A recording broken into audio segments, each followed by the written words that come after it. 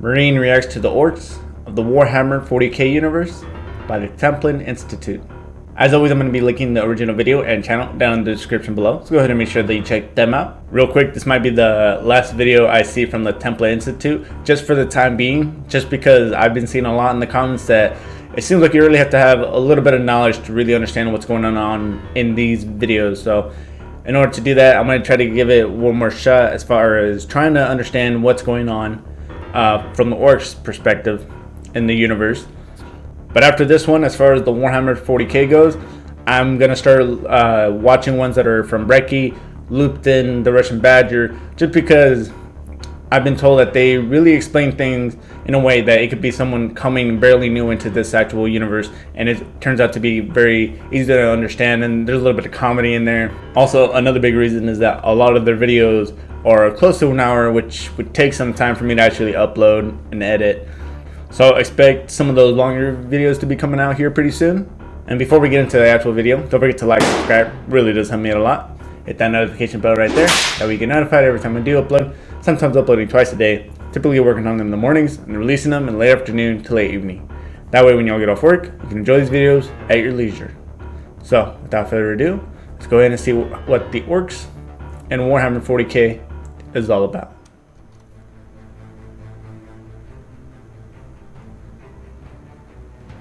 In the grim darkness of the 41st millennium, there is only war.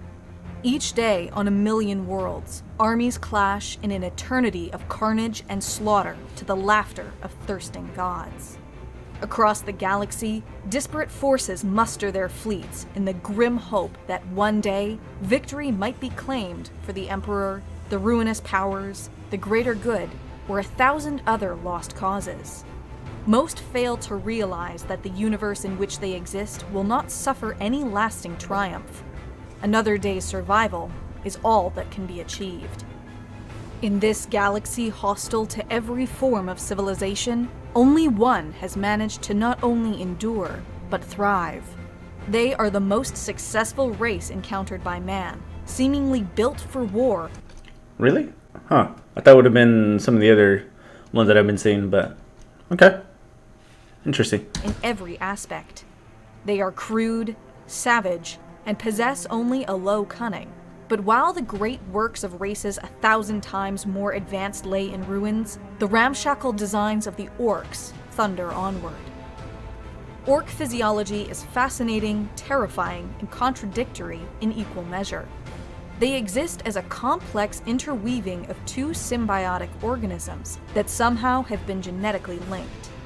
One strain is akin to any number of terrestrial animals found across the galaxy, while the other is a type of fungus, which prevails throughout an individual Ork's bloodstream and skin. The animalistic component of their biology carries the genetic information for an Ork's subspecies, while the fungus seems to possess the genetic information of the entire race.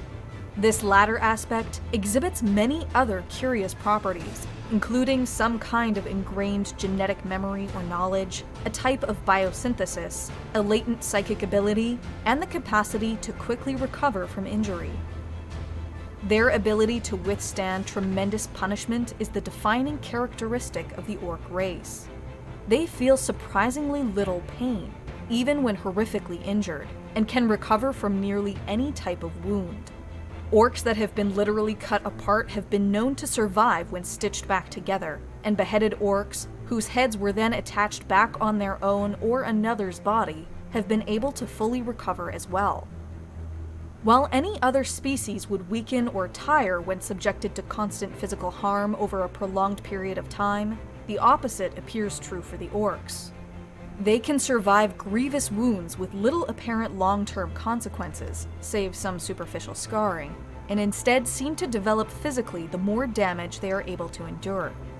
Alright, going back to the beginning where they talked about how man was seeing Orks as the most successful race. And it's kind of easy to see why. If the more damage they take, the stronger they get. Because then at that race, since they're always constantly at war, they're able to continuously get stronger and stronger. Now you have all these Orks that were I guess super juiced. And also, just a little tidbit, I've been seeing every single gun, and even in the Astartes video, Imperium of Man, Every single gun has a short barrel. I mean, obviously this is probably just because that's how the aesthetics is in Warhammer. I just thought that was an interesting thing to point out. The average orc stands much taller than a man, although their typical hunched stance makes this not readily apparent. Orcs will grow all their lives, and a particularly skillful orc will continue to become larger and stronger until they are beaten or killed. Orc reproduction remains barely understood, but revolves around a kind of fungal spore. If left undisturbed, entirely self-sufficient communities of orcs can arise from these spores years or even decades after their predecessors were defeated or driven away. Like the extragalactic Tyranids, the orcoid race resembles an ecosystem composed of various subspecies arranged in a brutal hierarchy. If they're coming from a fungus, and I believe they say spore, couldn't they take that fungus and plant it in like different planets and be able to grow armies that way? And on another note of how they reproduce, it's clear that obviously they don't need like male or female because they're being born from a fungus, right? But I haven't seen one female. Are there female orcs, or if it's just pure males? Colloquially, these component species are referred to as greenskins. The first and least complex form of orc life to gestate are squigs. Squigs are themselves comprised of various subtypes used by higher forms of orc life for nearly every purpose. Oil squigs secrete a viscous black lubricant used to keep orc machinery functioning. Mending squigs can be used to suture limbs back in place, while facebiter squigs are little more than ravenous drooling mouths on legs and kept by orc warlords as a symbol of status. Other forms of squig life include parasite hunting squigs, bag squigs, and the rare and bizarre squig pipe, utilized as a musical instrument. The most common squig is the eaten squig, a limbless blob that feeds on orc refuse, which is in turn consumed by higher orc species. Feared above all is the squigoth, which range in size from that of a main battle tank to the titans used by the Collegia Titanica. Next to emerge are snotlings. Far too scrawny and weak to bear weapons, and lacking the violent tendencies of their larger brethren, snotlings instead cultivate the large patches of fungi that spread wherever orcs multiply. They provide food, drink, and medicine to the orc race, and possess a natural affinity for squigs, which they raise and then train. In battle, a snotling's only use is that of ammunition, fired from a cruel device known as the shock attack gun. Immediately above the snotlings in the greenskin hierarchy are the Gretchen, or grots. Of all the orc subspecies, they display the greatest capacity for cunning. They are fast learners and quick to spot an opportunity or weakness. Within any orc tribe, most serve as laborers, scouts, thieves, or even assassins. The Gretchen's instinct for self-preservation borders on a rudimentary sixth sense, although this is often not enough to prevent them from being forced into serving as living shields, minesweepers, or emergency rations. What? Oh, well, it's nice to see that even in here they're still considered cannibals. Now, I understand that everyone's been commenting as well that the Warhammer 40k universe is not a happy, good side. There's only really war, death, and I guess whatever happiness, if you want to call it, or good ending for yourself that you would try to get is something that it seems like you're going to have to just take. I mean, so far though, orcs, unless you're the biggest or the strongest as it seems, you're not going to get very far, or you're going to be used as cannon fodder essentially. The above-average intelligence of the Gretchen has led to the emergence of an underground economy within their normally orc-dominated society. Many Gretchen operate their own black market businesses, selling fungus beer, roasted squigs, or gambling enterprises. The level of sophistication present in these enterprises is almost unknown elsewhere in the Greenskin civilization, and enables the Gretchen to enjoy relatively comfortable lives, while still existing as slaves to their larger masters. These subspecies endure a symbiotic relationship with their orc overseers, trading menial tasks in exchange for protection. Within the orcs themselves, the social hierarchy is straightforward and brutal. They will instinctively obey those larger than themselves, and while some might rise to prominence through cunning or deception, most seize power and retain it through the application of brute force. At the head of every orc horde is a war... Also, real quick, that kind of just reminded me of a book that I read in the past.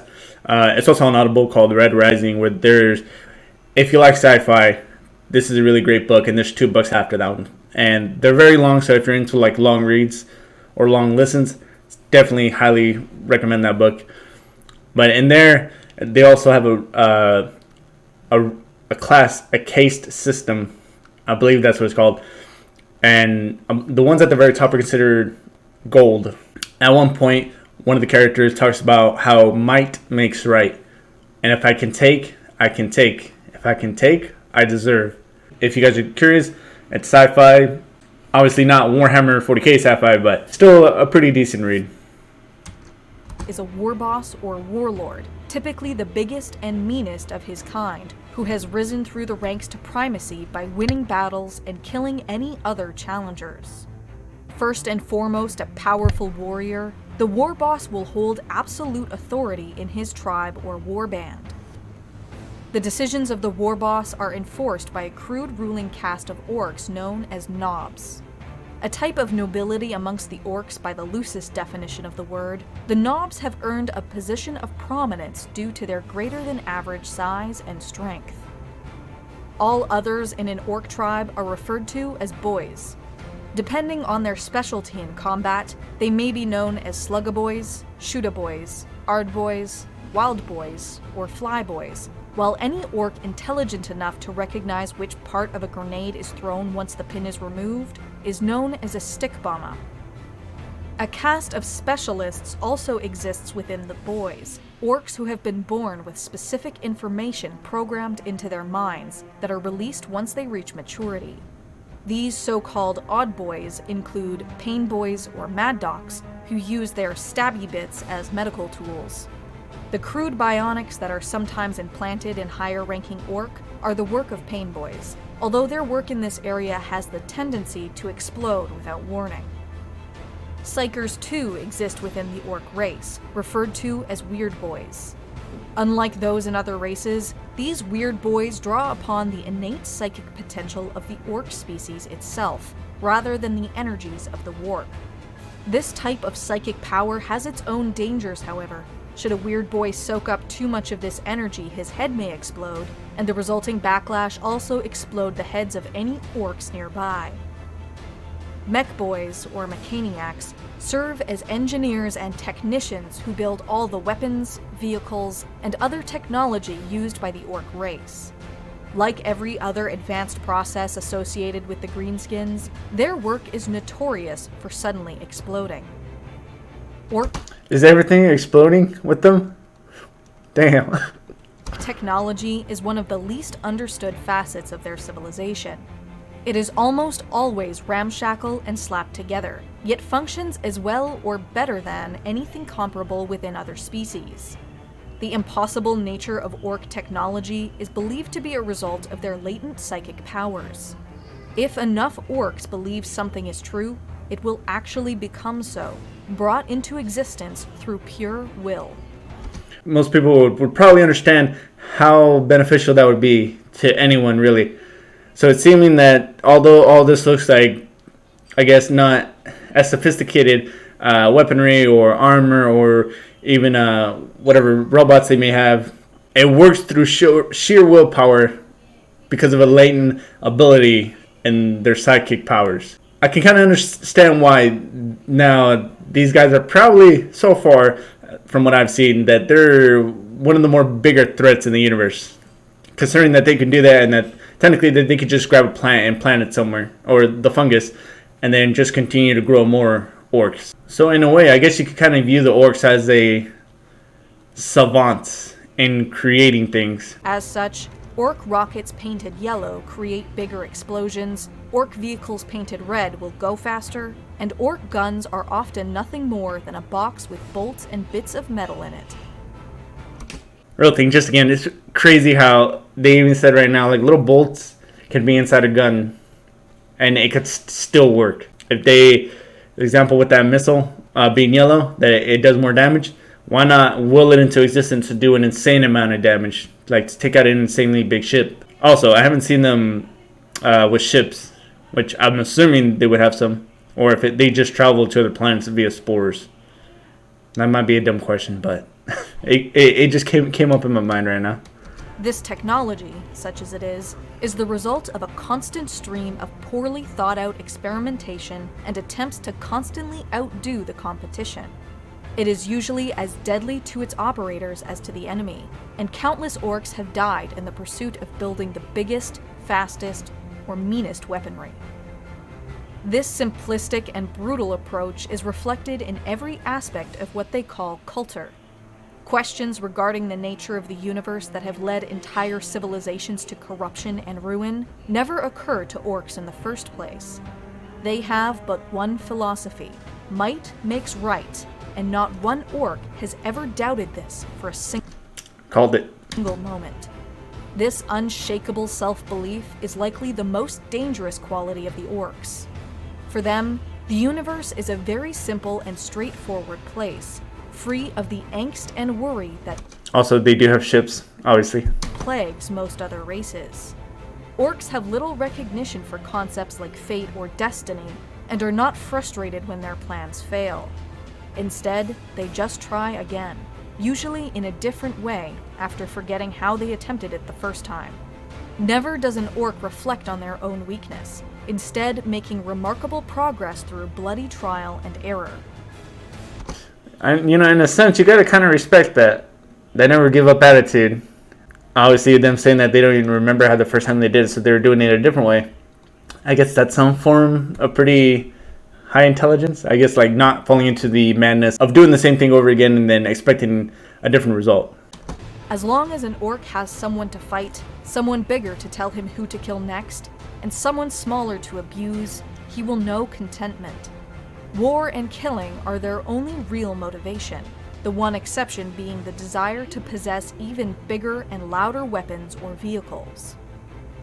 Orcs are almost always engaged in a torrent of bloodshed and mindless violence, sometimes against the other races of the galaxy, but typically amongst themselves. Usually these conflicts are smaller scale or localized, and never develop beyond random outbursts of violence and looting.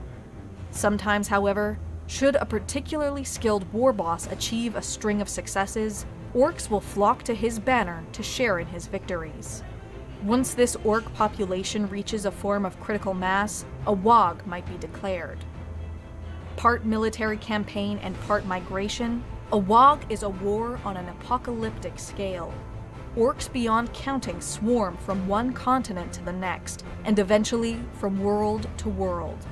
As tales of the Waaagh spread, more orc clans will rush to join, while any potential challengers are either defeated and their clan subsumed, or they will take control of the Waaagh themselves.